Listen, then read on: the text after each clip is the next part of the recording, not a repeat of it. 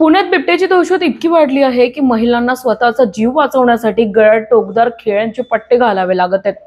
प्रशासन हातात टेकल्यासारखे असताना ग्रामस्थांनी स्वतःचं संरक्षणाची जबाबदारी उचलली आहे। हा दृश्य पाहून संपूर्ण राज्य हादरलेलं आहे। उत्तर पुणे जिल्ह्यात बिबट्याच्या वाढत्या हालचालीमुळे जनजीवन भयभीत झाले आहे।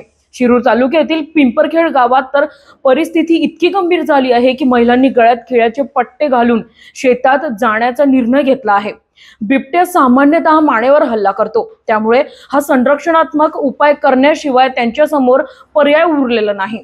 शेती हा एकमेव उदरनिर्वाहाचा मार्ग असल्याने शेतात जाणं थांबवणं शक्य नाही, पण जीवन वाचवायचं कसा या प्रश्नावर ग्रामस्थांनी स्वतःचं उत्तर शोधलं आहे।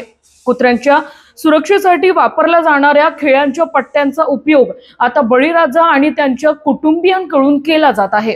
ग्रामस्थांना संरक्षण देण्यात राज्य सरकार आणि वन विभाग अपयशी ठरल्याची भावना स्थानिकांमध्ये तीव्र आहे। आतापर्यंत बिबट्याच्या हल्ल्यात अनेकांनी जीव गमावला आहे आणि त्यानंतरही ठोस उपाययोजना अद्याप दिसत नाहीत। खासदार अमोल कोल्हे यांनी या प्रकरणात सरकारवर टीका करत म्हटलं की कबुतरांवर तातडीने बैठक घेणारे मुख्यमंत्री बिबट्याच्या 57 बळींच्या नंतरही निष्क्रिय दिसतात। बिबट्याच्या हल्ल्यात राज्य आपत्ती घोषित करावी, त्यांची अशी मागणी आहे। तर अशाच ताज्या बातमी बघण्यासाठी तुम्ही बघत राहा न्यूज डॉट्स।